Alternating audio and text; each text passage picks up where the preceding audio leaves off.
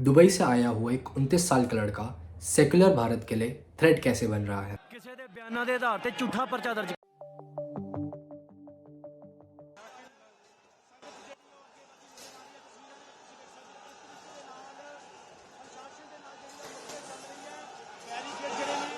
1799 में महाराजा रंजीत सिंह ने जमन शाह दूरी को हराकर अपना सिख एम्पायर शुरू किया था। ब्रिटिशर्स महाराजा रंजीत सिंह के होते हुए कभी भी इस एम्पायर को कंट्रोल नहीं कर पाए, लेकिन उनकी डेथ के बाद उन्होंने उनके बच्चों को इंग्लैंड भेज दिया और इस एम्पायर को अपने कंट्रोल में ले लिया। सिख एम्पायर ब्रिटिशर्स के कंट्रोल में आने के बाद भी राज करेगा खालसा जैसे कई स्लोगन सुनने में आते रहे।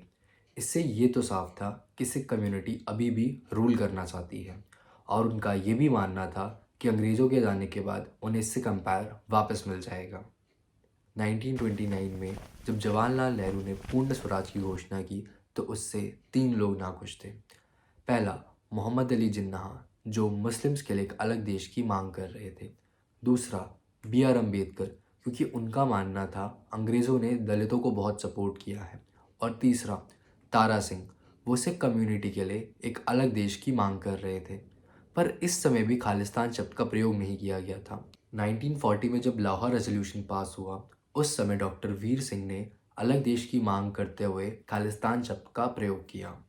1947 में जब इंडिया पाकिस्तान का बंटवारा हुआ तो सबसे ज़्यादा नुकसान पंजाब का हुआ। इस बात को हम में से कोई भी डिनाई नहीं कर सकता। पंजाब का 63% हिस्सा पाकिस्तान में चला गया। पाकिस्तान में हो रहे हिंसा की वजह से सिखों को ना चाहते हुए भी इंडिया आना पड़ा। इंडिपेंडेंस के बाद जो पंजाब बना उसमें सिखों की कुल पॉपुलेशन सिर्फ 30% थी।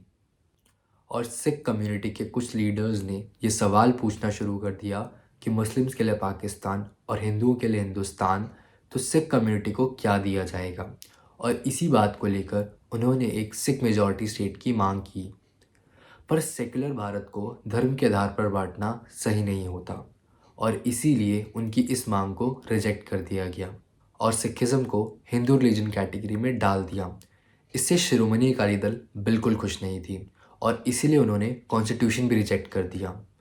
उन्हें सबसे बड़ा झटका तो तब लगा जब उनकी पंजाबी स्पीकिंग स्टेट की डिमांड को भी रिजेक्ट कर दिया गया।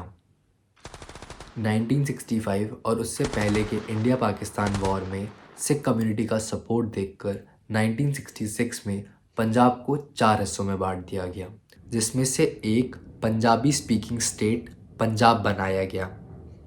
पंजाब के हिल डिस्ट्रिक्ट्स को हिमाचल प्रदेश और एक हिंदी स्पीकिंग स्टेट हरियाणा बनाया गया।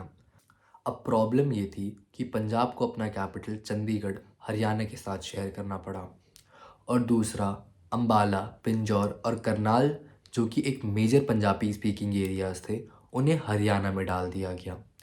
इन सभी चीज़ों से नाखुश होकर अकाली दल ने आनंदपुर रेजोल्यूशन बनाया। ये रेजोल्यूशन पंजाब के सारे इश्यूज़ के बारे में बात करता था। इश्यूज़ जैसे पंजाब की नदियों का पानी सिर्फ पंजाब को मिलना चाहिए, कैसे सेंट्रल गवर्नमेंट को पंजाब में इंटरफेयर नहीं करना चाहिए और पिंजौर, अम्बाला और करनाल को पंजाब का हिस्सा होना चाहिए। इस रेजोल्यूशन का ओरिजिनल वर्जन सरदार कपूर सिंह ने लिखा था। हालांकि इसके ओरिजिनल वर्जन में अलग देश की मांग नहीं की गई थी। इस रेजोल्यूशन को पूरे भारत में फेमस करवाने में सबसे बड़ा हाथ जरनैल सिंह भिंडरवाले का था। जरनैल सिंह भिंडरवाला पंजाब के मोगा डिस्ट्रिक्ट से था। उनके पिता एक आम किसान थे। जरनैल सिंह भिंडरवाला 1970s में लोगों में बहुत जल्द ही मशहूर हो रहा था और इसका रीज़न था 1978 में हुए सिख अलंकारी क्लैश में उनका इन्वॉल्वमेंट। उनके ऊपर कई मर्डर केसेस भी थे, पर लैक ऑफ एविडेंस की वजह से उन्हें हर बार छोड़ दिया जाता था। लोगों का ये मानना था कि अगर कोई भी उनके खिलाफ गवाही देगा तो वो उन्हें और उनके परिवार को भी मार देंगे। 1982 में भिंडरवाले ने एक धर्म युद्ध मोर्चा शुरू किया जिसमें वो आनंदपुर रेजोल्यूशन को पास करवाना चाहते थे। इस समय देश की प्रधानमंत्री इंदिरा गांधी थी और उन्होंने इस रेजोल्यूशन को इंडिया के खिलाफ कहा। इस मूवमेंट को अग्रेसिवली रोकने के लिए 30,000 सिखों को अरेस्ट किया गया। इस समय भिंडरवाले के सपोर्टर पंजाब में बॉम्बिंग और मर्डर कर रहे थे। भिंडरवाले खुद अमृतसर में छुपकर इस मूवमेंट को कंट्रोल कर रहे थे और वो वहाँ से कांग्रेस के एमएलए, एमपी और पंजाब में रह रहे हिंदुओं को मारने की धमकी देते थे और उसे रोकने के लिए ऑपरेशन ब्लू स्टार लॉन्च किया गया, जिसमें भिंडरवाले की मौत हो गई।